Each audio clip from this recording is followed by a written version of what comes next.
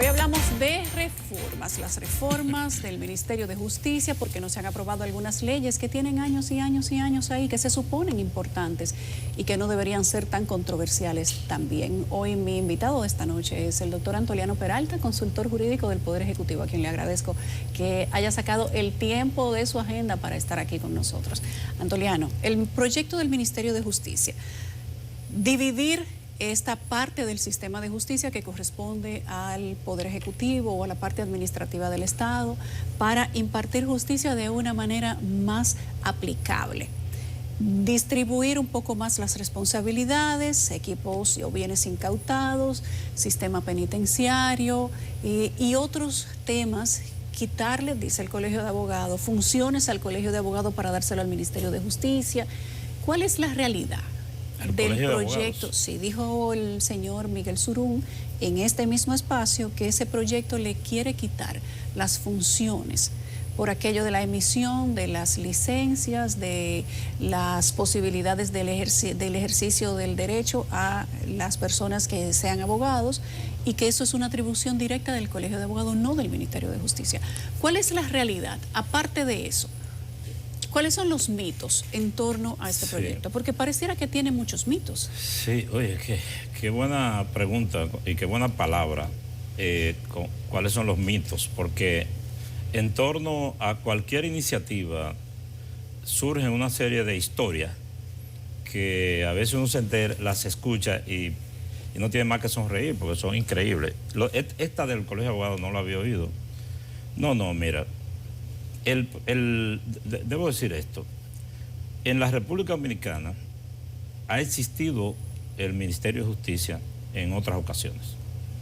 Creo que en el 31, cuando llegó Trujillo al poder, existía, lo disolvieron, lo volvieron a poner, en el 64 creo, lo disolvieron y le atribuyeron sus funciones al Ministerio Público.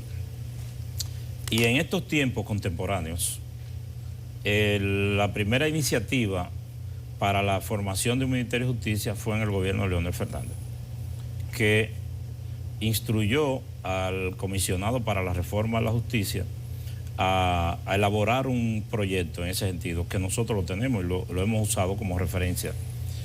Pero también el senador Félix Bautista elaboró un proyecto para la creación del Ministerio de Justicia, que está depositado, por cierto. Lo único, tú dirás, bueno, ¿y por qué si hay uno de Félix Bautista ustedes hacen otro? Bueno, porque este es un proyecto más trabajado, más completo, más acorde con la Constitución actual, etcétera, el que nosotros estamos trabajando. Entonces, nada tiene que ver con el Colegio de Abogados. No menciona ni toca el Colegio de Abogados para nada. ¿Qué es lo que hace este proyecto? Lo que el presidente ha hecho, o lo que ha hecho la comisión que ha trabajado, en función del interés del presidente, es recoger, Yulisa, todas las atribuciones, o no todas, muchas de las actividades de carácter administrativo que tiene el Ministerio Público y en algunos casos el sistema de justicia, y ponerla en una sola entidad, que hemos llamado Ministerio de Justicia. ¿Porque funcionan mal estando dentro de la Procuraduría? No porque funcionan mal. Es porque nosotros entendemos que es una carga para la Procuraduría. Entonces, tendríamos que Procuraduría General de la República como una Fiscalía General, como funciona en Estados Unidos, por ejemplo, que es la primera panorámica donde nosotros miramos hacia la derecha. Tendríamos Fiscalía General, Fiscal General o Procurador General de la República, y tendríamos Ministerio de Justicia para las labores quizás de tipo más administrativo, que no tienen que ver con persecución. Así es. La idea es dejar en el Ministerio Público las labores que son esenciales y propias de un fiscal. Las penales propiamente. Sí, y de investigación, de acusación y de sostenimiento de la acusación. Por ejemplo, nosotros entendemos que, y así se ha plasmado en el proyecto, en el anteproyecto, que un procurador no tiene que estar pendiente de la construcción de cárceles ni la situación de los presos. Al contrario, el Ministerio Público tiene que acusar gente y lograr que lo lleven preso, ¿verdad? Que vayan a cumplir condena. Esa es una labor del Ministerio Público, investigar, acusar y sostener la acusación en las jurisdicciones penales. Pero luego que esto ocurre, ya dejar eso en manos de una entidad administrativa que tiene que ver con la vivencia de esa persona en ese recinto penitenciario. ¿Por qué el Ministerio Público tiene que estar pendiente de la comida que se le compra a los presos, que yo, que eso es una labor administrativa? Pero hay otras, como por ejemplo el INACI, que yo he dicho en otras ocasiones que el INACI es un instituto, un laboratorio donde se procesan pruebas y que tiene un consejo que lo preside la Procuraduría ahora. Nosotros, y también forma parte de la Suprema. Y nosotros decimos, bueno, pero estos son los entes que juzgan y al mismo tiempo son los que van a usar esa prueba para acusar y condenar a esta persona. Es mejor que eso esté en manos de una entidad administrativa propiamente dicha. Y por eso se ha propuesto una reforma del órgano directivo del INACI. Las instituciones sin fines de lucro, las ONG, que deberían estar o en el Ministerio de Economía o en el Ministerio de Justicia. Porque ¿por qué tiene el Ministerio Público que está ocupando su personal en ese tipo de actividades? Entonces, lo que nosotros... O sea, que la Secretaría General del Ministerio Público pasaría al Ministerio de Justicia. No. No. La Secretaría General del Ministerio Público emitiendo... se queda siendo Secretaría del Ministerio Público. El Ministerio Público tendría su propia secretaría, sus propios órganos. El Ministerio de Justicia tendría sus propios órganos. El órgano, la entidad más importante y de mayor peso sería el sistema penitenciario. El sistema penitenciario. Que pasaría al Ministerio de Justicia. Y los mitos, aparte de la emisión de la famosa licencia o carné, de que ya dijiste que es mentira, ¿cuáles son los otros mitos que tiene este proyecto que hay que desmontar? De que antes puede contrariar, entrar en conflicto con la Constitución. No es cierto que entre. No, mira, recuerda que el gobierno propuso un proyecto de reforma constitucional leve, donde se tocarían tangencialmente algunos elementos. Y voy a explicar aquí ahora para que entendamos mejor de qué se trataba ese proyecto, de qué se trata, porque está en el CES todavía. El Ministerio Público, por ejemplo, tiene dos atribuciones que en el proyecto del Ministerio de Justicia se aspiraba a que pasaran al Ministerio de Justicia. Uno es el sistema penitenciario y otro es la formulación de la política contra el crimen del Estado. Pero ¿qué resulta? Que en la Constitución, que es donde se le atribuyen esas dos potestades, hay una que es el sistema penitenciario, que la Constitución da pie a que pueda pasar a otra entidad sin reformar la Constitución. Pero lo de la política anticrimen, por la redacción del texto, no hay espacio para que esto pase a otra entidad sin reformar la Constitución. Entonces, ese era uno de los elementos que nosotros queríamos que se reformara, pero este proyecto de ley se está haciendo al margen de la reforma constitucional. Es decir, aquí solo se está incluyendo aquello que no amerita reforma a la Constitución. O sea, el Ministerio de Justicia no sería jefe del Procurador General de la República. No, de ninguna manera. De ninguna manera. El jefe del procurador sería el presidente. Seguiría siendo el Poder Ejecutivo. Que el presidente no quiere serlo, pero no lo dejan con la reforma a la Constitución.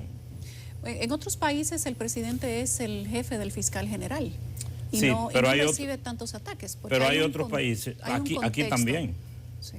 Pero el presidente aquí no quiere ser el jefe del fiscal. Él quiere que sea otro órgano que lo designe y que sea un procurador independiente.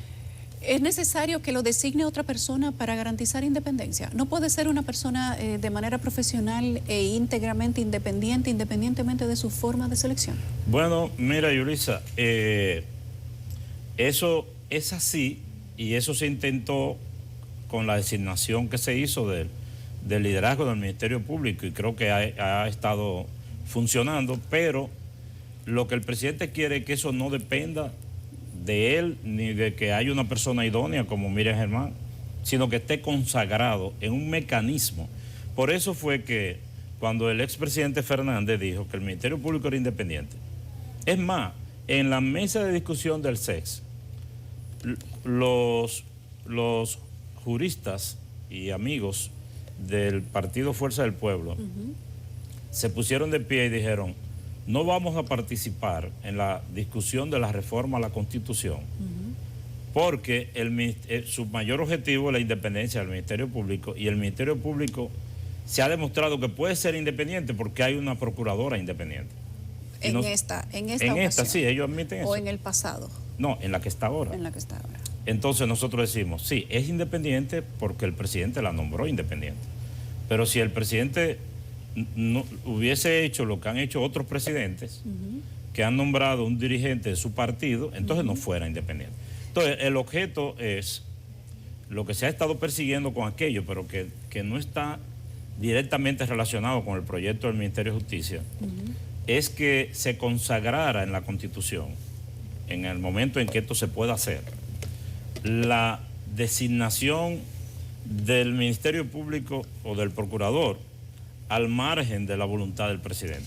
¿Se va a poder modificar la Constitución levemente, como tú dices, para hacer esa reforma para la libertad del Procurador General de la República y otros puntos que Mira, ha planteado el gobierno? eso está depositado en el Consejo Económico y Social, sujeto a discusión. Probablemente haya que esperar un momento político y social más adecuado. Eso es una especulación. ¿Que ya no será este término de gobierno? ¿O se podrá? Tal vez no, yo no puedo predecir eso, pero... Porque no hay una bola mágica para saber si Exacto. el PRM es gobierno otra vez en el 2024. Así es. Como puede que sí, puede que no. Así. Bueno, yo no sé si el presidente Abinader, porque él no lo ha dicho, va a ser presidente en el 24, lo que...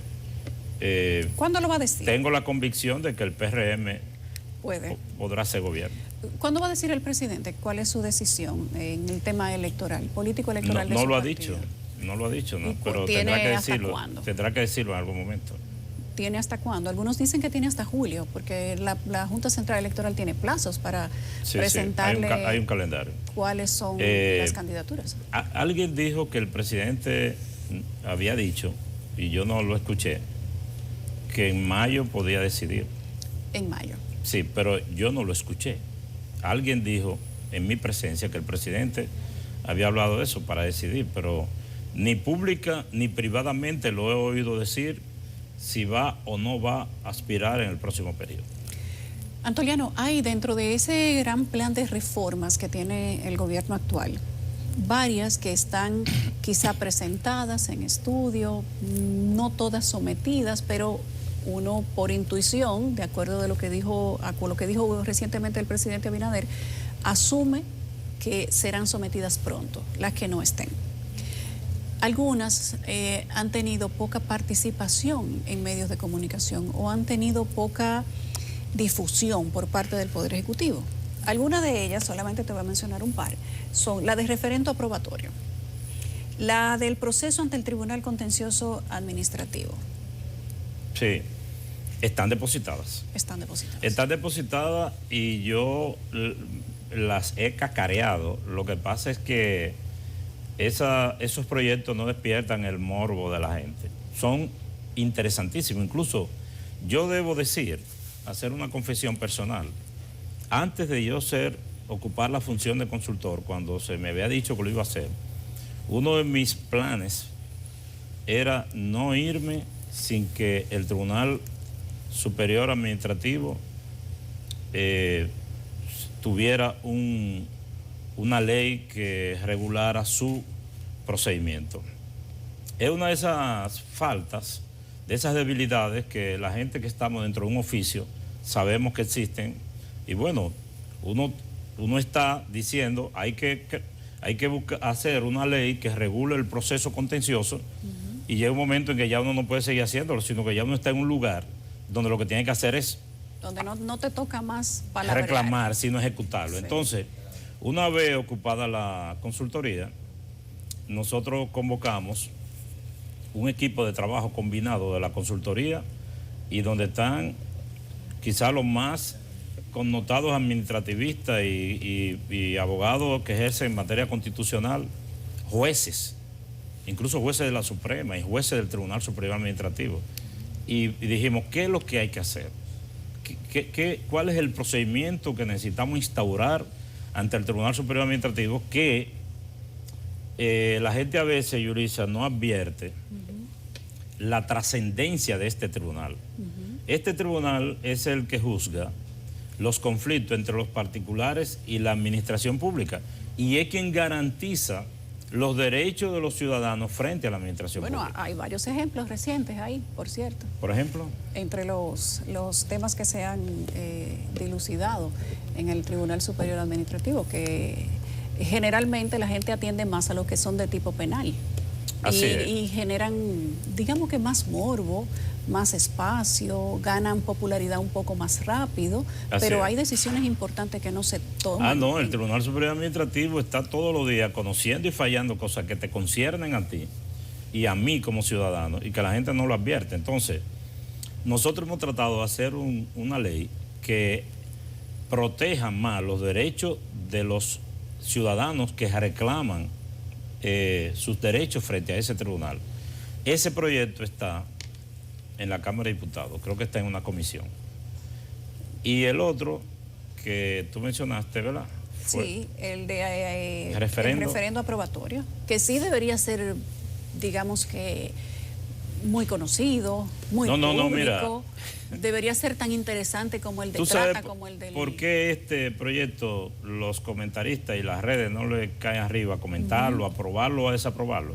Porque esto quizás aparentemente no tiene... No es un buen material para estigmatizar gente para la campaña política. O para acabar al gobierno. Para acabar al gobierno o al consultor. Pero tiene una importancia capital, porque habla del poder que tiene el pueblo para decidir o tomar acción en decisiones importantes. Es un proyecto fundamental, que lo manda la Constitución. Y tú comenzaste a explicarlo, y hago un ejercicio a ver si logro dar a entender un poco. En el sistema constitucional dominicano no existe el referendo revocatorio, como en otros, que se le consulta al pueblo para quitar un mandatario. Pero aquí sí existe el referendo aprobatorio, sí. Que quiere decir que en determinados temas, no en todo, para ser modificada la Constitución, después que la Asamblea lo decida, tienen que ir al pueblo a votar sí o no. Exacto. Por ejemplo, si tú quieres cambiar la moneda, tú quieres que en vez de peso sea X. Muy bien, vamos para el Congreso, vamos a dolarizar el sistema financiero monetario dominicano. Pero los legisladores no pueden hacer eso ellos solos. Tienen que ir buscar la opinión de la gente. Entonces, eso tiene que estar, para poderse aplicar, tiene que existir una ley. Y esa ley está hecha. O sea que en este momento, para que la gente que está en su casa comprenda de una manera más específica, si quisiéramos llevar el tema de la inamovilidad del Procurador General de la República y la aprobación de las 3 causales a un referendo aprobatorio, ¿no hay una ley marco que regule cómo se haría? No hay una ley marco, pero además no todos los temas en este momento son objeto de referendo. No, la Constitución los enumera. Es decir, por ejemplo, a mí me gustaría que el tema de la reelección estuviera dentro de lo que establece, creo que el artículo 272 de la Constitución, pero no está. Si se va a decidir, por ejemplo, si se aprueba que un presidente pueda reelegirse más de 2 veces, más de una vez, porque son 2 periodos de una sola reelección. Si este puede optar por un 3er periodo, eso no está sujeto a referendo. No es porque los legisladores digan, bueno, vamos a mandar eso a referendo. No, es porque la Constitución dice que se manda a referendo. Y que no. Y que no. Eso no se incluyó, que es un tema trascendente. Sospechosamente no se incluyó. Debió incluirse. Muy bien. ¿Cuándo podríamos estar hablando del proyecto de ley de referendo aprobatorio? No está en agenda. Estuvimos verificando en la página del Congreso Nacional, de la Cámara de Diputados y del Senado específicamente, y no está en agenda y no vi si está en comisión. ¿Tú sabes si está en comisión? Yo no estoy seguro, pero me voy a enterar porque originalmente nosotros habíamos estado dándole, la misma consultoría había estado dando seguimiento. Hay un funcionario en el Palacio, un viceministro, el licenciado Obi Saldívar, que está encargado de esa función. Y me voy a enterar con él, que es con quien me pongo en contacto para ver cómo andan los proyectos de ley. Te tengo una pregunta de sí o no o de una respuesta muy breve. La ley de trata y tráfico y regulación migratoria en la República Dominicana que se sometió, que es además de contexto y de preparación internacional, que se sometió y fue retirada, ¿podía modificarse en República Dominicana antes de haberse sometido al Congreso? ¿Modificarse en República El proyecto, Dominicana? ¿podía modificarse antes de ser sometido al Congreso o había que someterla tal cual se hizo? No. Yo creo que puede ser objeto de modificación. Podía ser objeto de Sí, modificación. y eso es lo que ha dicho el presidente, que la va a someter al debate público para que las partes que tienen objeciones, y yo me identifico con aquellas personas, con todas aquellas personas que se oponen a un proyecto de ley que pueda limitar la soberanía nacional. También yo me identifico. Claro. Lo único que muchas veces esto se toma para otros fines y con otros propósitos que no son lo que se dicen. De manera que yo creo que sí, que esto puede ser objeto de discusión, va a ser objeto de discusión y puede ser mejorado. Muy bien, gracias Antoliano, qué gusto tenerte aquí hoy. Nos quedaron muchas mío, preguntas. Bueno, Gracias. ponle continuará. Exacto, producción, póngale ahí, continuará. Gracias Antoliano Peralta, consultor jurídico del Poder Ejecutivo en el gobierno del PRM.